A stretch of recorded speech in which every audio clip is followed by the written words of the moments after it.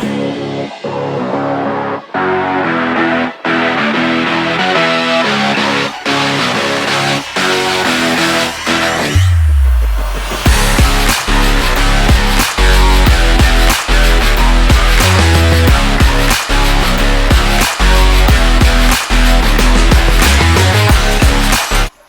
up guys, it's Dan from Dan's Reptiles here. Welcome back to another video. This is a Reptile Room / update for April 2024. I finally found some time to actually film. Been very busy with my studies and work, but nonetheless, let's get back into it. Starting off here is Sunshine. She's my female Murray River turtle. She's the oldest animal I have here. I've had her since either 2012 or 2014. I'm pretty sure it's 2012. So she's about 12 years old. She is a Murray River short neck turtle, and the reason, or the way you can tell the gender of these guys is the length of their tail. As you can see, she has a very short tail, which identifies that she's a female. Males will have longer tails than that. This is her setup. She shares it with 6 goldfish that were supposed to be food that never got eaten. There were yabbies in here, but she also did eat them. This is a 6-foot custom aquarium. Just got a bunch of cabinets down there, filters in there. You can barely hear it because it's just got all the soundproofing around it. It's got all spare tubs and stuff like that in here. It's quite a mess. Gravel substrate, got dual waterfalls, one each side. Dual intakes as well, so it's sucking up all the gunk from both sides. Got a heater there that's not on. It's only on during the winter when it starts to get cold in here. A couple plants. Got the custom ledge that me and my dad built. It's just got fake grass on it so she can grip it, and we had plexiglass cut and bent just so she can get up, and it's just siliconed onto the glass there, so if we want to remove it we can just get a box cutter or just a razor blade and cut it off. It is Sunshine. I feed her pellets, fish, yabbies, insects. I've even fed her a couple small mice as well. She's an absolute pig. She's the biggest and best eater out of everyone I own. She'll eat everything, anytime. If you guys want to see more on her setup tonight, just let me know. I will be getting her a new light soon. Just a LED panel that I've pinched. But yeah, I want to get her outside in a nice setup with some heat lights and all that. Just a matter of time and money. It's going to cost a lot of money to do that, so I want to do it right. Outdoor tanks are they're usually a lot more expensive than indoor setups because a lot more space and a lot more materials are used, but the end result's just so much better than keeping them indoors. But yeah, that's Sunshine. I'll move over here to this setup. This is a temporary setup, but it is alright for now, I guess. It's going to be because this guy's going outside when he gets a bit bigger. You can see his head just there. I'll get him out for you guys in a minute. But I haven't really picked a name for this guy. I'm either thinking Blue or... that's really all I thought about at the moment. Blue. The lace monitor. Got this guy off Rory from Mobile Dragon Training Zoo. You guys have seen a couple of videos with him on this channel. With his big goannas outside and all that. But this is his setup or her setup. 4-foot URS reptile enclosure. Got a... I think it's a T5 or T2, sorry. One of them. UV strip. They're fairly expensive, but their output's so much better than just the old fluoro tubes. 2 50-watt heat bulbs. The reason why I've got 2 instead of 1 is because with monitor species, they will sit under the heat bulb. Oh, he's pooed all over the thing. They will sit under the heat until their whole body's warmed up. So if you've got one direct heat source going down, that heat ray that's going to go straight to the monitor, it's going to potentially burn him. So that's why I've got it spread out. So if he lays anywhere on that tile, the entire tile will be the same temperature as each other because of the spread out heat source. Just a tip there for you guys. All controlled there. Got a timer for the 2 heat bulbs because that doesn't work on that. And the timer for the UVB strip. It's currently at 35 degrees on the tile. Just there. So when he's sitting there, the heat coming down is probably around 40. And then once it hits around 42, I believe it is, it will turn off and turn back on when it's around 30. Universal rock wall, got a couple of logs there, custom little rock ledge hide thing that I built with a hammock there. There you go. Oh, he's just coiled up at the back there. Just got some wood chips as substrate, dirty water dish because he's an absolute pig. I've noticed with this guy, whenever I clean something, he just purposely destroys it. Like I literally changed that yesterday to fresh water, and this was clean probably 2-3 days ago, including the glass. So he'll poo across this entire thing and just smudge it across all the glass, just drops down in there. It is an absolute nightmare. I can't wait to get him outside so he has his own space. And then this enclosure will be used for them and some new additions later on when they get a bit bigger, because they're still fairly... Actually, not these guys, they moved over there. Those guys will be in here. Those guys I want to move outside when they're a bit bigger, and new additions hopefully in here later on. But yeah, I'll get this guy out for you guys, or I'll just get the camera in there, depending how he is. He'll probably poo on me, but we'll see how it goes. So here he is, or her. She's still very cage defensive is the word. She's not aggressive. She won't purposely go out and bite you. She just gets very defensive. Some of the defensive techniques she uses is she'll coil up that tail and she will whip you. Another thing is she'll puff out that throat, make herself appear larger and do, there it is there, the yawn, show her mouth. Good defense or good threat display. She's only a baby. These guys, a lot of people say that they're a good first monitor. Like I could agree if you've had class 1 monitors before, but if this is your first monitor, then there's a lot to do. But if you do your research, if you know what you're talking about, if you know what to expect with a lace monitor, then this will be the best animal you can imagine. So this girl, obviously, yeah, cage defensive. Once she's out, she actually just chills on my shoulder. I take her outside quite often so she can get the UV rays, trying to get her used to the outdoor enclosure. But she's an amazing animal. Besides being cage defensive, that will withstand dull down quite a bit once you work with them more. But she's a lot better than what she used to be. Usually, when I first got her, she wouldn't want to bar with me. Every time she saw me, she'd bolt and all that stuff. So it's a big process, but it's an amazing result. I know. So she's only a couple months old. She will get to about, depends male or female. I'm hoping a male. Get a nice 2 meter long lace monitor. Be beautiful. And the reason why they're called a Bell's Face lace monitor is because of their coloration, the black and the milky caramel, whatever you want to call it. Very amazing colour. She's very black, which I love about her. So those yellows on her back there will become more solid like that tail. So those little black speckles will eventually deteriorate. You can see that very long forked tongue. She's smelling everything. She's a very smart animal. She's got a big brain in there. Yeah, that's Blue. If you want to see more about her or him, I don't really know the gender, I won't know for a while. Let me know in the comment section down below. I'm going to try and get her out and bring her outside for you guys later on in the video so you can see her outside. But yeah, we'll move on to the next animal. Now up here is Striker.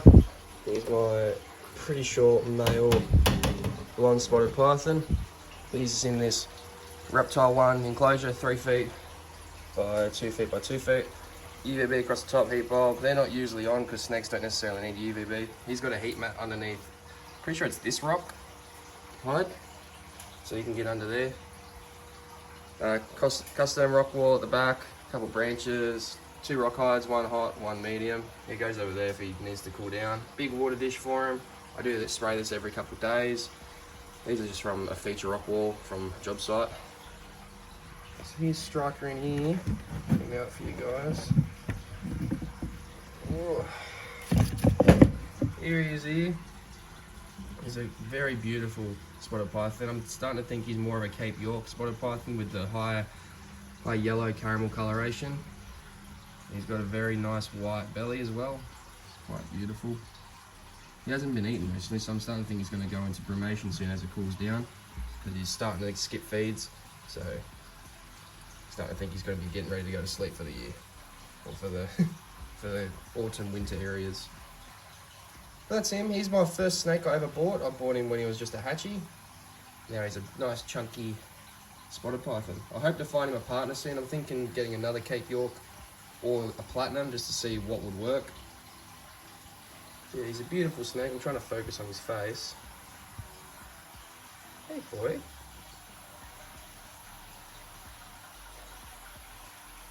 He's just on, I'm pretty sure I'll give him 2 adult mice, or I'll give him a quail, or I'd also give him, I can't remember what size rat. I'm trying to fatten him up. But yeah, that's Striker. If you guys want to see anything more on him, just let me know in the comment section down below. I'll move on to the next animal now. Alright, next up in this enclosure is my water dragon hatchlings. They're from Mushu and Medusa. Medusa's sadly not with us, the mother, but Mushu's still outside. Sorry for the semi-dirty enclosures. Today is clean day. So I'll be cleaning these later today, just I'm filming now before everyone gets home. Yeah, that's one of them. Ugh. They're about, I think they hatched end of January, so they're about 3 months old now. They're getting nice and big. That's one of them. The other one is, where is he? I'm trying to find him. He's probably underneath. Yeah, he's probably underneath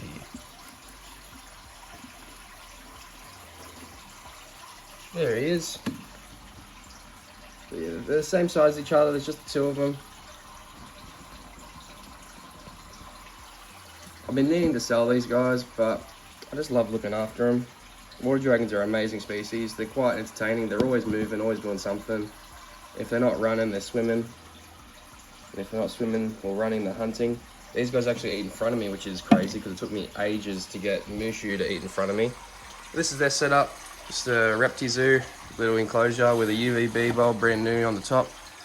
I do switch the heat bulb over so they can get some heat, but I will be taking them outside soon once I can get an enclosure ready for them, just so they don't get out because they're quite small. But yeah, that's it for the guys inside. Let's move outside. I almost forgot about these guys. These are my two pink tongues. You got Crash and Squirt. Oh, if I can get the lid off, it'd be nice.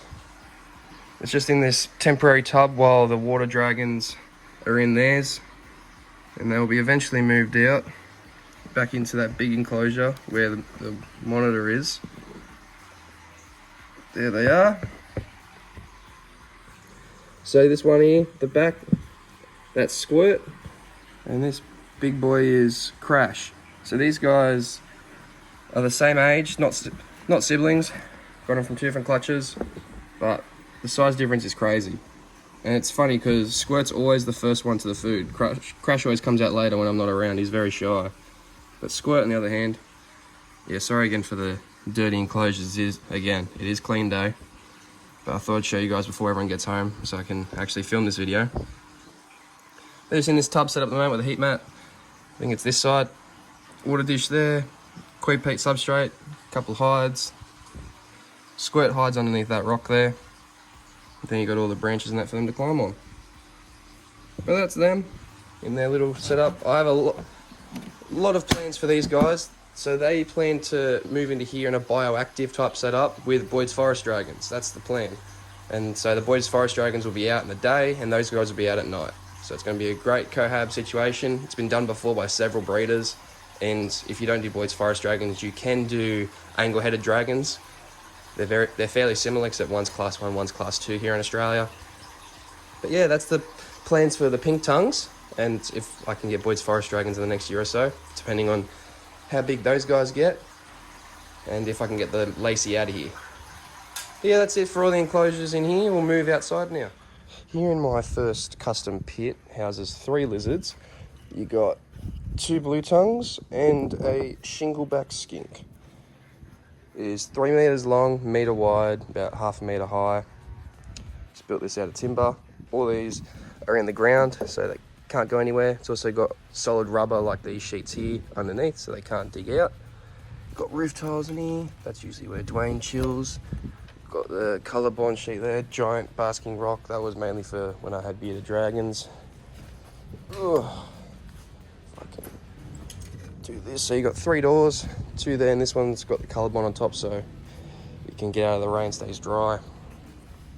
Yeah, and there used to be a lot of grass here that I removed recently because it was just getting too much, so we can let it grow. And there's our first visitor, our first occupant. That is Dwayne. He is my male shingleback skink. I'm pretty sure he's a male.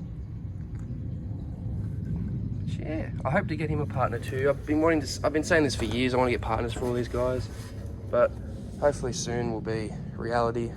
It's been very busy with work and all that. I don't want to take on any more animals and breeding and all that when I've been working full time and don't have all that time for the animals. Like, I've got enough time for these guys, just don't have enough time for more at the moment. And here's the next two. You got Whitey, my albino blue tongue skink there, and you also got Maximus, my big Queensland locality eastern blue tongue skink. As you can see, look at the size difference between the two. Everyone says that, oh, Maximus is gravid, she's got to be gravid or this. No, she's just humongous. And Whitey's your normal size for a eastern blue tongue skink. So when you look at her, you're like, Jesus Christ. She's about 1.1 kilos on a good day. So she sits around a kilo, if not 950. That's if she's not eating. But look how fat that tail is. It is absolutely humongous. But yeah, that's who's in here. Just got wood chips in here, a substrate, water dish over there. That's their food dish. So they give them dog food, salad, insects, you name it. They're bloody animals. This is their burrow as well. They go under here when they want to brumate. They're all there. And if not, they'll be underneath this tub.